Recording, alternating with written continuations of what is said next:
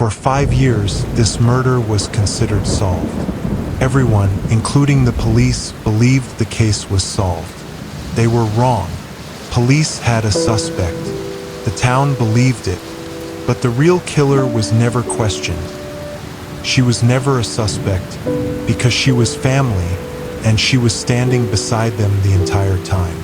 On October 14, 2019, Emily Harper left her house just after 8:40 p.m. She locked the door behind her. She took her phone.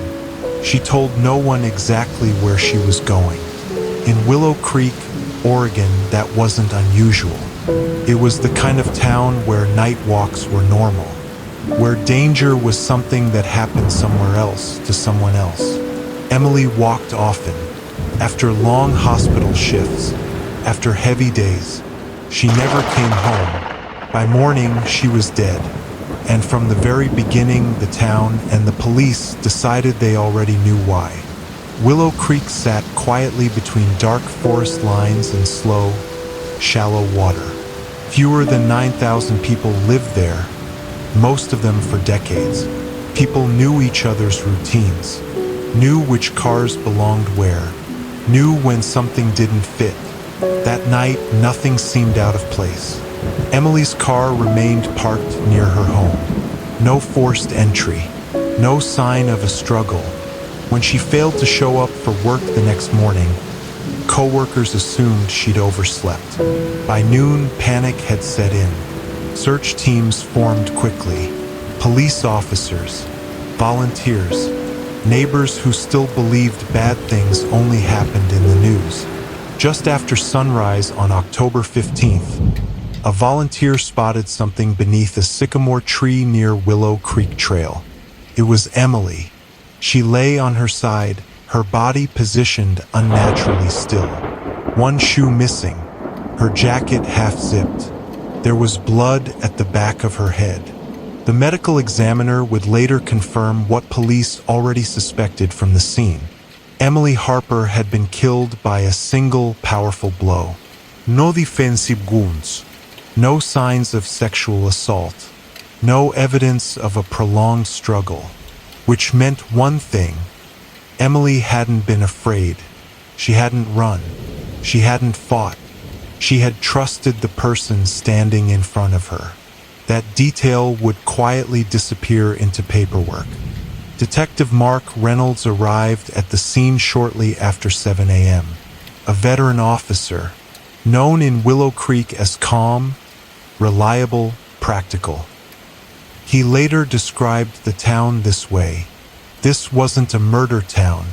This was a lost dog town. Murders complicated things. They demanded answers. And Detective Reynolds believed answers were easiest when you didn't overthink them. Emily Harper was 28 years old, a pediatric nurse at St. Anne's Medical Center, a volunteer, a woman co-workers described as gentle, steady, and impossible to dislike. She had no criminal history, no known enemies, but she did have a boyfriend. His name was Daniel Wright. Daniel was 31, a freelance architectural consultant from Portland who had arrived in Willow Creek earlier that year to work on a historical lodge renovation. Tall, well-spoken, new to town, outsiders stood out in Willow Creek. Emily met Daniel at a cafe downtown. Witnesses confirmed it. The two struck up a conversation that turned into coffee, which turned into dinners, which turned into nights spent together. They moved fast. Friends noticed. Some admired it. Others questioned it. Emily didn't seem concerned.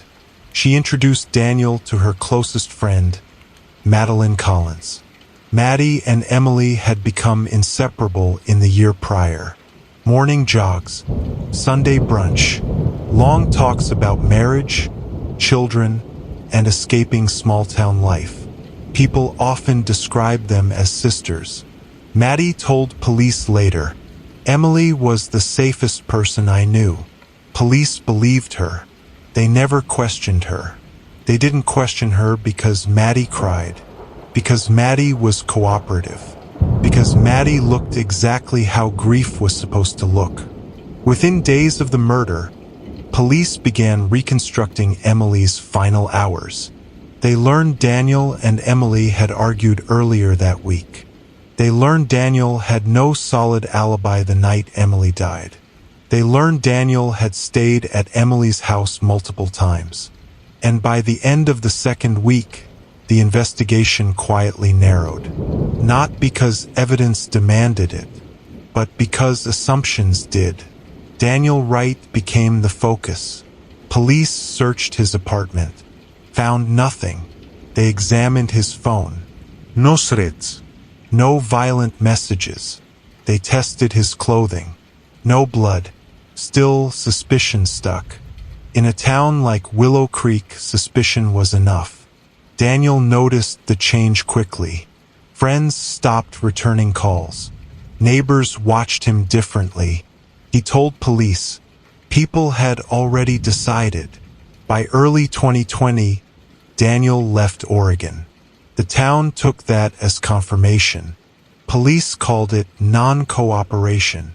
The case slowed, then stalled. By 2021, Emily Harper's murder was officially classified as cold. Boxes were labeled, files were shelved, and the story settled into something simple. A woman trusted the wrong man. But there was a problem. Emily didn't go for a walk that night. She didn't wander aimlessly onto the trail. Phone data later confirmed her steps were deliberate, timed, direct. She was going somewhere, to meet someone. Police never asked who. They never pulled full call logs. They never asked who else knew Emily's routine. They never noticed that one number, saved under a generic name, had been deleted from her phone just hours before her death. Because they believed the case was already solved. And because someone else wanted it that way. That person attended the memorial. She hugged Emily's mother. She cried beside Maddie. She listened as Daniel's name was whispered with quiet certainty. Her name was Lauren Collins, Maddie's younger sister, quiet, reserved, nearly invisible. Police spoke to her once. She told them she barely knew Emily. They wrote it down, and they never spoke to her again. What police didn't know, what no one knew, was that Lauren Collins had met Daniel Wright months before Emily ever did, that she had fallen in love with him first, and that on the night Emily died, Lauren Collins was not at home. She was awake, she was watching, and she knew exactly where Emily was going. The case didn't go cold because the evidence disappeared. It went cold because the truth was standing right beside them, smiling and waiting. When Daniel Wright left Oregon in early 2020, people in Willow Creek treated it like a confession. They said innocent men didn't run. They said guilt always revealed itself. No one asked what it feels like to live in a town where every glance accuses you of murder. Daniel didn't leave in the middle of the night. He packed his car in daylight. He told police where he was going. He asked if there was anything else he could do. There wasn't. The investigation had already slowed to a crawl, but Daniel didn't know that. From his perspective, the silence felt calculated, like pressure, like waiting for the handcuffs. He moved back to Portland, found temporary work, and stopped answering calls from Willow Creek numbers. Behind him, the story hardened. Emily Harper trusted the wrong man. It was neat, simple, easy to remember. Detective Mark Reynolds closed his notebook and told himself the hardest part was over. Years passed. Emily's parents stopped calling the station. Her coworkers stopped asking for updates. Her name became something people spoke softly, carefully, as if volume alone might reopen wounds. And the file was boxed. But boxed cases don't mean resolved ones. In 2024, Detective Angela Morris requested the Harper file. She was new to the department. younger, known for methodical work rather than instincts. She didn't believe in gut feelings. She believed in patterns. The first thing she noticed was how early the investigation had narrowed. The second was how many assumptions were written as conclusions. Daniel argued with Emily. Daniel had no alibi. Daniel left town. None of those things were evidence. They were context. Angela started with timelines.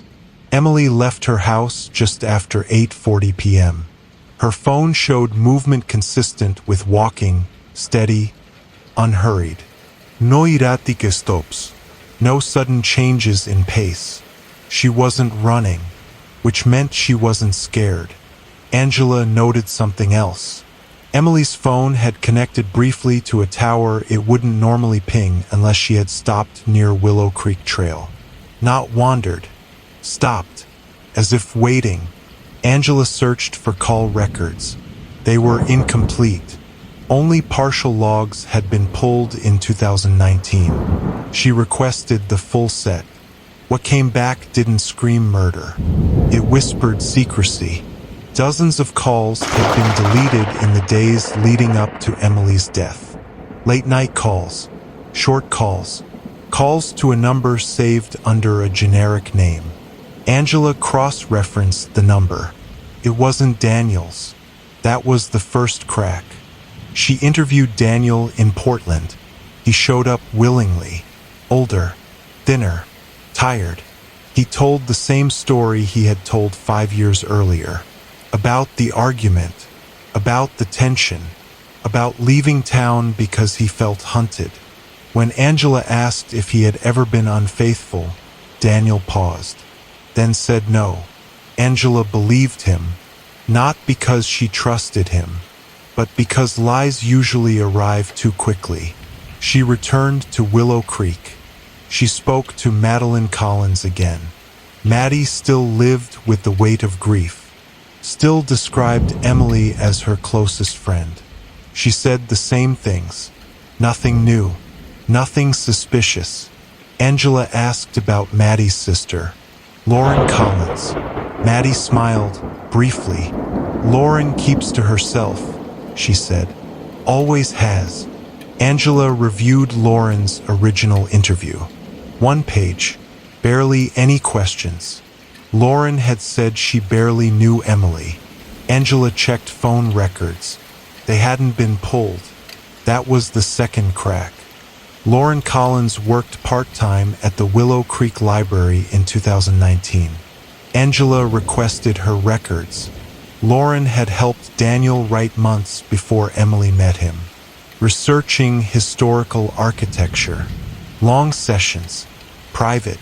Lauren had met Daniel first. He made her feel seen. Then he met Emily. And Emily took everything. Lauren followed Emily that night. She confronted her. Words turned sharp. A shove. A rock. One moment. Emily never knew why she was dying. When Maddie was told, she collapsed. Not because her sister was a killer, but because she had unknowingly protected her. By staying silent. By trusting the wrong narrative. Lauren Collins pleaded guilty to second-degree murder. Daniel Wright was cleared. The town of Willow Creek didn't celebrate. There was nothing to celebrate, because the truth didn't restore Emily. It only revealed how easily everyone had been fooled. The most dangerous secrets aren't hidden in shadows. They sit at dinner tables. They attend memorials. They cry with you, and sometimes they share your blood. Emily's story was almost buried under the wrong name. Subscribe if you believe the truth deserves more time than the first accusation. Let's hear your thoughts in the comments.